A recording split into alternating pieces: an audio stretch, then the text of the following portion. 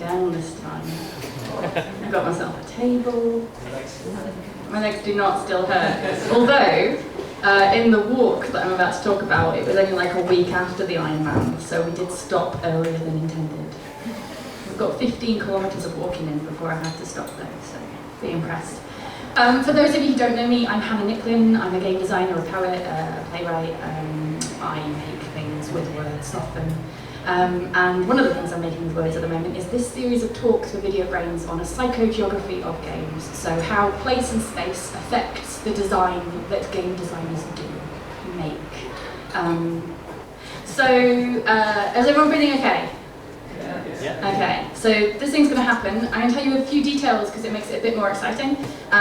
In that the music that you're going to hear is a playthrough I did on Sunday of George's scene in collaboration with Yukio Kallio, also known as Kozilek.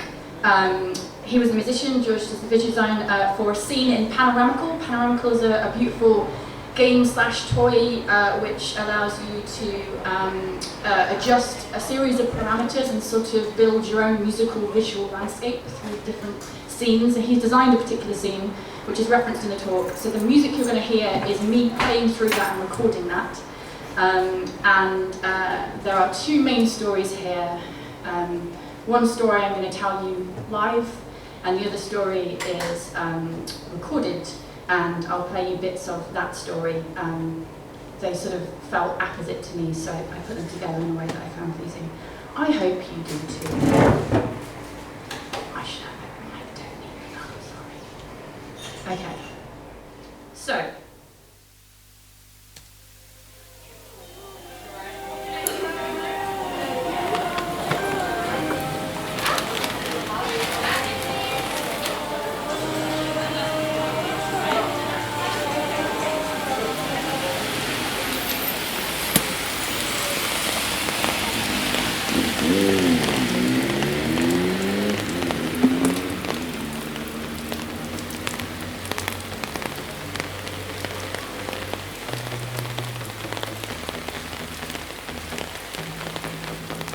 I'm soaked before I even get to George's door. Reports on Twitter, and probably on TV and radio if I ever watched or listened to either, have promised that today, the southeast of England is going to receive 1 month's rainfall in a day. I take an umbrella but spend a lot of the time tipping it to one side so I can pass strangers on 2 small pavements without stabbing them in the eye. I'm soaked before I even get to George's door. I also can't find George's door for a little while. He lives in Globe Town, a small part of northeast England in the borough of northeast London, in the borough of Tower Hamlets. I call him from Globe Street, and I walk up and down, failing to find the landmarks that he can see in the regimented ex-social housing buildings. In the end, he points out a woman with a Dunlop-branded umbrella, and on the strength of that, I find my way to the buzzer, to his block. The buttons are silver, rounded by pale yellow. Brushed steel braille under my fingertips, I tap the number of his flat and stop to take photos of the stairwell on my way up. Wrought iron and broken frosted glass, paint peeling.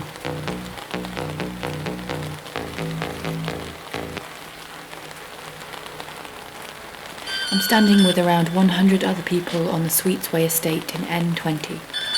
I've had to get up at 5:30 a.m. to get here for 9, all the way from SC20. Liam is standing at the front, asking who among us can afford to be arrested.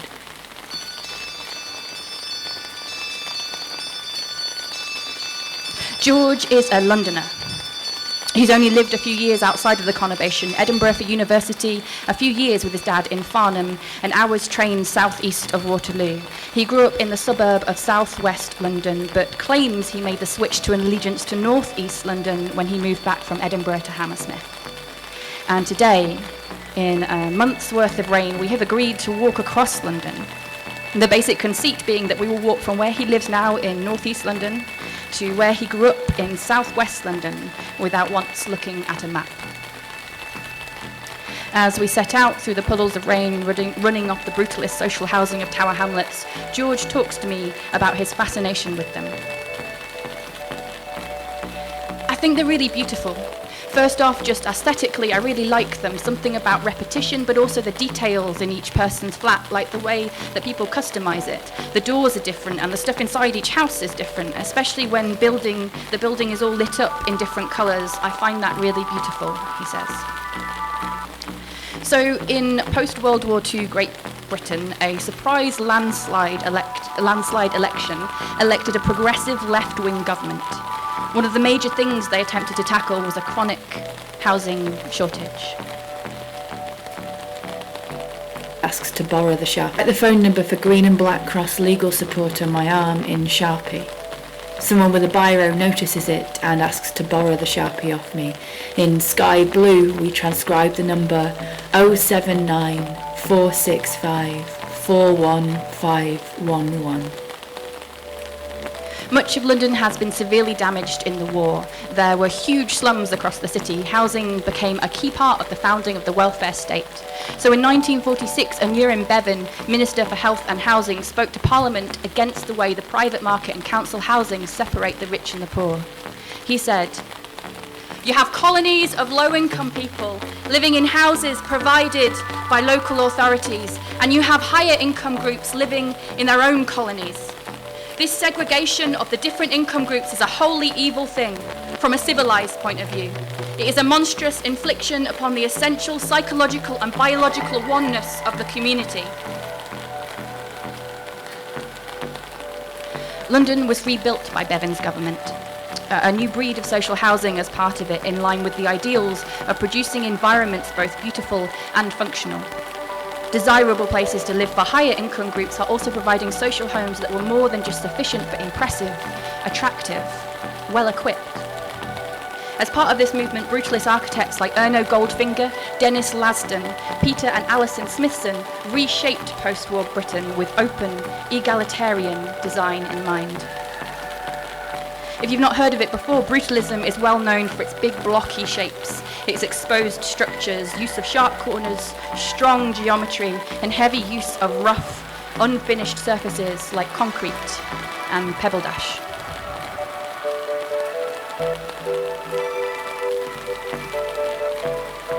Overnight, many of these people have been barricading the house. Kat, next to me, is splattered in concrete. She's been making steel-reinforced concrete walls to keep out the High Court-ordered bailiffs.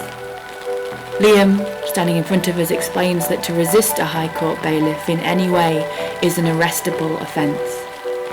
I grasp my camera as he says that those who cannot afford to get arrested should take police badge numbers, photos, video footage. An online guide to brutalism describes the style as having an emphasis, quote, on materials, textures and construction, as well as functionality and equality.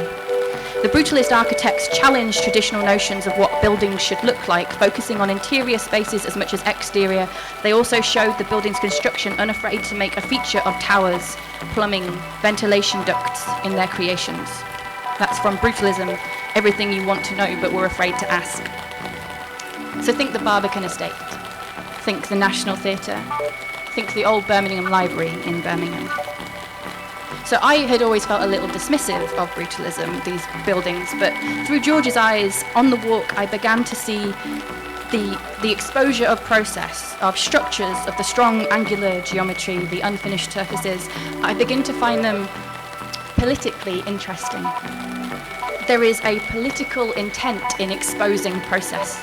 From Brecht and Boal inviting audiences to participate in theatre more than half a century ago, to the rise of the video game zinsters that Anna Anthropy talks about in her book of the same name. When you make something that exposes artifice, that shows you how something is done, it says you can do this too, or you are a part, you make it, you complete it, how you use it is up to you. I define politics as a kind of connected social agency.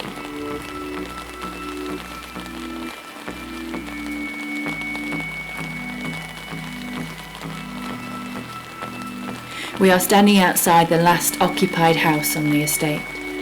Previously ex-army owned housing stock sold to Barnet Homes and used to house people in need of social housing in the borough, then sold off to a private firm for redevelopment.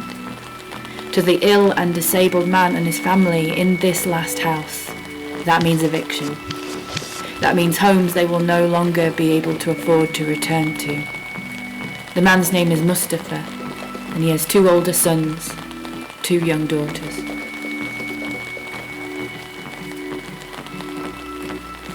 By the time we find ourselves in Shoreditch, we give over to the idea that we will not get wetter. 2 taxis shuddering through puddles as wide as the street soak first me and then George, and we squelch onwards. Thunder cracks the sky. I'm imagining, like, lifting back to the building and looking at how far away the lightning was.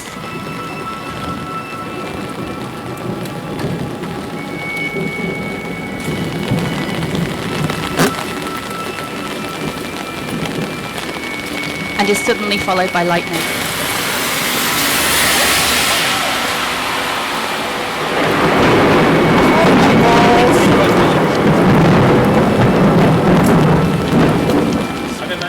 George and I have the kind of conversation that we often have, half argument, half debate, about how likely it is to be at the centre of the storm when it forms. We wend our way through the post-Great Fire sandy buildings with banks and old newspaper offices. The steel giants of the banking boom of the 80s spy Aztec influence, regulated office block, open plan pens through lit windows.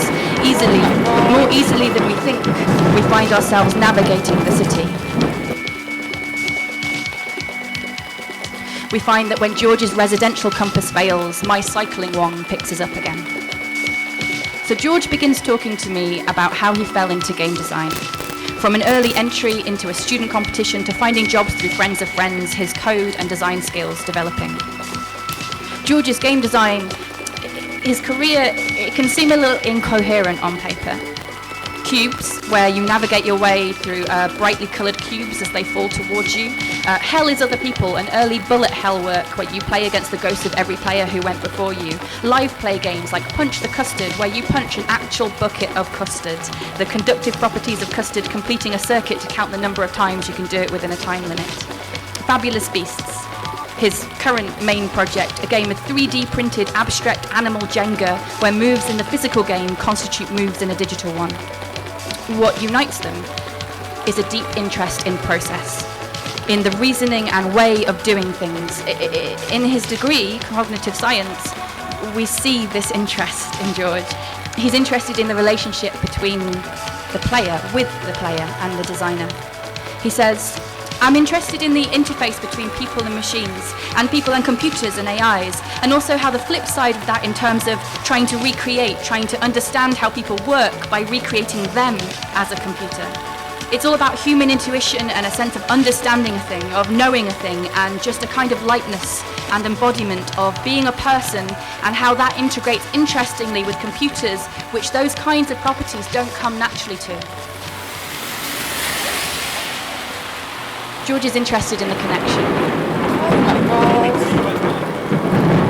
The game as intermediary between both human and machine, but also human and game designer. His interest in process is where this happens. It's also led him to build tools that allow other people to make work, like Cheap Bots Done Quick, which is a Twitter bot tool allowing people with little to no coding knowledge to build their own poetic, dramatic, durational Twitter bots.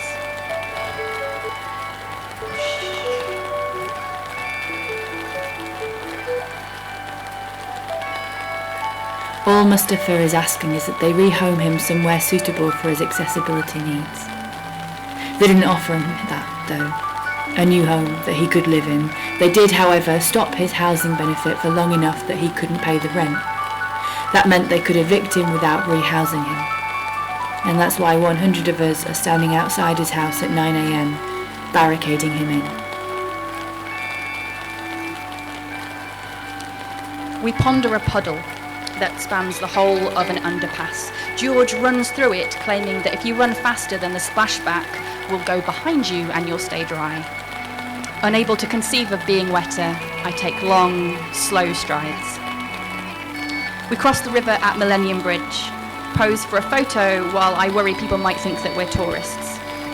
George starts to talk to me about the other reason that he makes games, which is his friends. There's a joke And this is half true. Like, you go along to conferences and meetups and stuff and make friends, and suddenly you have a community that spans half the world. So I believe that a part of our landscapes are the people that we share them with. Part of what motivates George and unites him with the aesthetics and visual rhetoric of brutalism is not just an interesting process, but as design as a meeting point, a place humans meet. Games do that too, a place from which arises community. We stand ready to resist. We stand ready to meet violence. We stand in solidarity with a man many of us have not and will not meet. We stand ready to resist. We stand ready to meet violence. We stand in solidarity with a man many of us have not and will not meet. So the word community is one of those words that we use often but maybe don't always think about. I suppose if you stop and think about it, it uses the word common, right? Maybe it means something shared, something you have together, a place, an interest, maybe. The word community is one of those words we use a lot but don't always stop to think about. Two people have stopped and tried to think about those things, a guy called Jean-Luc Nancy and Maurice Blanchot. I seem to be always referencing French philosophers in my talks, so there you go. They try to strip the word community of the idea that it's a product, a solid whole thing which can be wielded by politicians, that can have community leaders, that ever stands for a single thing. They describe community as an impossible, unknowable, unavowable, a thing that we cannot describe. Community, they say, is a kind of limit, the bit where I stop and you begin. This is a quote from Nancy. Community is that way of destinying ourselves in common that we call a politics. That way of opening community to itself rather than to a destiny or a future. So when I did my PhD, I read that book for a month. It's very thin. I kept on falling asleep on it. The point at which I got it was the point at which they used two particular metaphors: death and the lovers. Death. I sit with you as you die. And at the same time, I know that I am sharing with you a thing, the one thing that unites us all. I know also that I cannot travel with you. I reach a limit. It is between us intimately. The lovers. They entwine and interpenetrate. In the blindness of one another's arms, they thrust themselves together. They cannot ever be one, but love as a way of never, never, never being close enough. Community is impossible.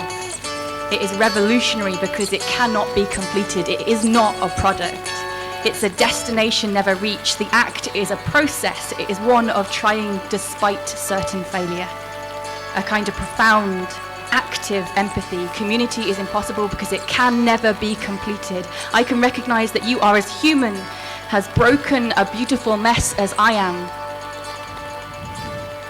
But I cannot be you. So Jean-Luc Nancy and Maurice Blanchot, they explain community is a constant process of recognizing the same in the different, a notion of habitation in something, someone that you can never inhabit. We stand ready to resist. We stand ready to meet violence. We stand in solidarity with a man many of us have not and will not meet. Games have the ability to open us to process, invite the player to do, co-create, not just observe a product. Around the time that we make it to Battersea, George begins to talk to me about a scene he made for Fernando Ramalho and David Konega's Panoramical. And through it, we return to brutalism.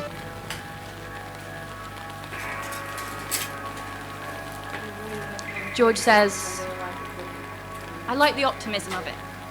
I like the sense that it's like they were just building stuff for the public good. They were just trying to provide a good thing for people. In Panoramical, you navigate visualizations and music by controlling a range of parameters.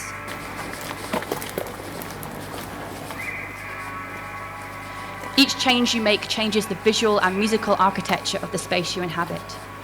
George's Panoramical scene is a love letter to the architecture of northeast London, seen from the point of view of a train travelling through the abstract, shaded, glitched out space. George says, it was an opportunity to go, yeah, okay, this train journey, this landscape is something I really love. It's a kind of opportunity to understand it more deeply by recreating it. By the time we get to Battersea, it has stopped raining. We sit on a bench outside Clapham Junction, 15 kilometres into our journey, and change our socks. I am only a week out of having completed the Ironman, and it is at this point we decide, strategically, we make the decision to catch a train the remaining distance. Eventually we arrive in New Malden. George's eyes alight with the people that he used to bike, play and walk with. He describes buying polo mints from a garage with his first girlfriend. He describes the walk to his infant school, the mound of earth worn down by generations of children's footsteps. He describes his brother buying 7-scoop ice creams from the Italian ice cream man and helping his best friend Schumid it with his paper route. When George talks about place, he talks about the people he shares it with, the paths between the houses, the routes that they took.